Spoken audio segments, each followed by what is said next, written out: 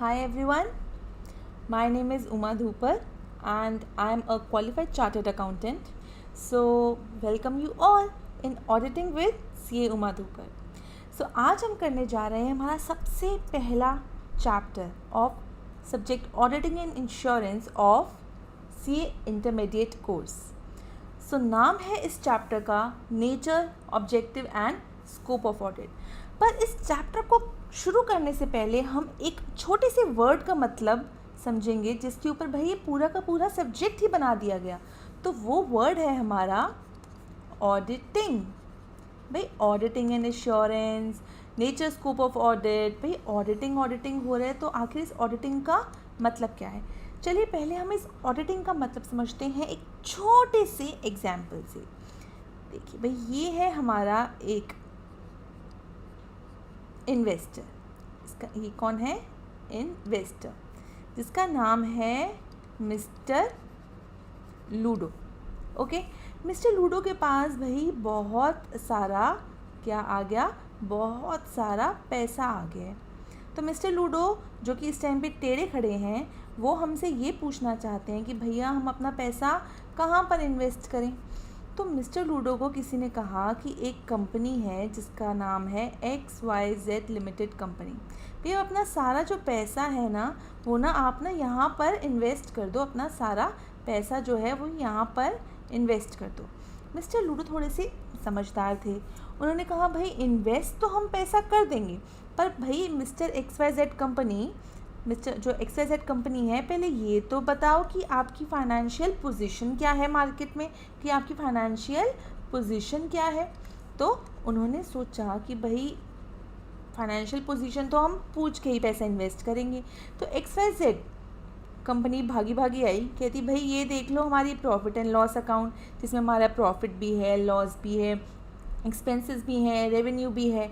ये लो जी हमारी balance sheet में आप एसेट्स देख लो, लाइबिलिटीज़ देख लो कितनी है. आप हमारे नोट्स टू अकाउंट्स भी पढ़ सकते हो, साथ में हमारी कैश फ्लो स्टेटमेंट भी पढ़ सकते हो. भाई इनसे आपको पता चल जाएगा कि हमारी फाइनेंशियल पोजीशन क्या है.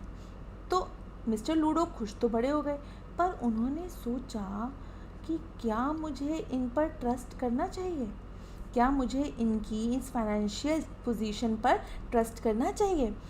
तो XYZ ने बोला भाई ट्रस्ट क्यों नहीं करोगे. वो तो मिस्टर लूडो ने कहा हो सकता है आपने प्रॉफिट एंड लॉस अकाउंट में अपने रेवेन्यू को ज़्यादा दिखाया हो, उतना आपका रेवेन्यू हुआ ही ना हो, या एक्सपेंसेस को कम दिखाया हो, या लाइबिलिटीज़ को आपने सही से वैल्यू नहीं किया, एसेट्स को आपने सही से वैल्यू नहीं किया. तो हो सकता है आपकी बैलेंस शीट में कुछ चीज़ें ओवर प्राइज्ड हों, कुछ चीज़ें अंडर प्राइज्ड हों, इसलिए आपकी फाइनेंशियल पोजीशन बहुत अच्छी लग रही है. तो XYZ कंपनी ने कहा भाई बताओ अब हम क्या करें, अब हमें क्या करना चाहिए. तो यहाँ पर एंट्री होती है किसकी? यहाँ पर एंट्री होती है मिस्टर मोनोपोली की. मिस्टर मोनोपोली ने कहा भाई एक बात बताओ, भाई मैं अगर इस फाइनेंशियल पोजीशन को, इसको मतलब P&L को, बैलेंस शीट को, NTA को, CFS को अगर एग्जामिन कर दूं, चेक कर दूं, और आपको ये कहूँ कि हाँ भाई ये जो हैं बिल्कुल सही हैं, सही मतलब हम कह सकते हैं ना कि भाई ट्रू एंड फेयर पिक्चर दिखा रहे हैं पूरी XYZ कंपनी की फाइनेंशियल पोजीशन की, तो क्या मिस्टर लूडो आप इसमें इन्वेस्ट करना चाहोगे. मिस्टर लूडो ने कहा भाई ठीक है. तो मिस्टर मोनोपोली यहाँ पर आए और उन्होंने क्या किया, सारी फाइनेंशियल स्टेटमेंट्स को चेक कर दिया. पर एक बात बताओ, मिस्टर लूडो ने पूछा मिस्टर मोनोपोली से भाई चेक तो करने जा रहे हो, पहले रुको एक बात बताओ, क्या तुम्हारा इस कंपनी से कोई रिलेशन तो नहीं है. तो मिस्टर मोनोपोली ने पूछा भाई रिलेशन की बात कहाँ से आ गई, तुम चेक कराने आओ, चेक कराओ और जाओ. तो मिस्टर लूडो तो पहले से ही बहुत समझदार थे.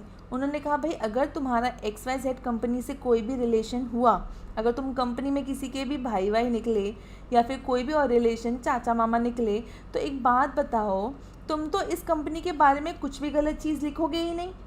तो ऑब्वियसली भाई रिलेशन होगा तो बायस्ड व्यू देगा, किसी ना किसी के इन्फ्लुएंस में आकर गलत देगा. तो बताओ भाई तुम्हारा किसी कोई भी तरीके का इंटरेस्ट तो नहीं है कंपनी में.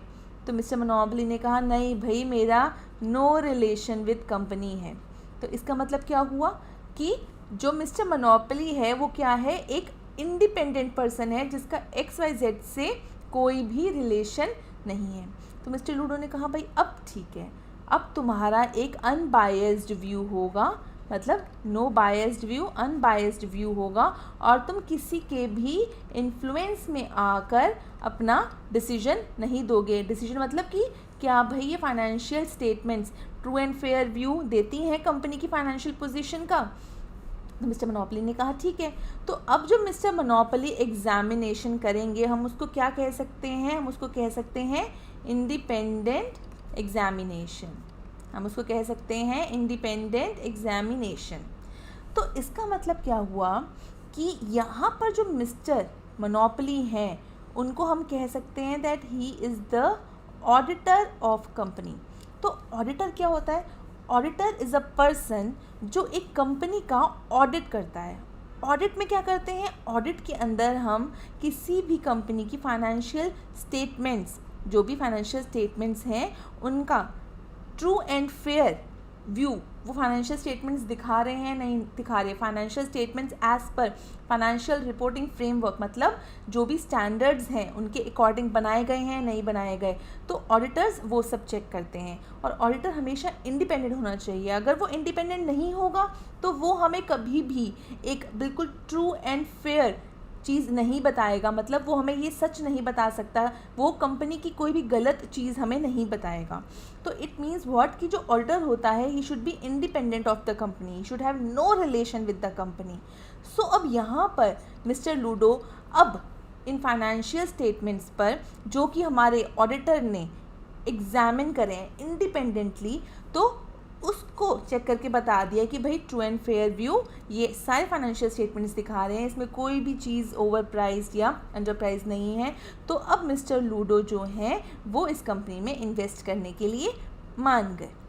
ओके, सो यहाँ पर जो मिस्टर मोनोपोली ने XYZ कंपनी के फाइनेंशियल स्टेटमेंट्स को चेक किया, उस प्रोसेस को हम क्या कहते हैं?